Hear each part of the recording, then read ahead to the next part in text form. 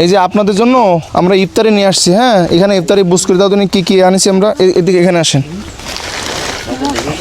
এখানে আসেন।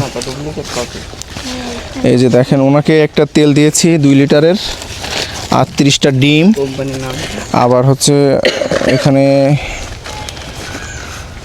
মুড়ি দিয়েছি।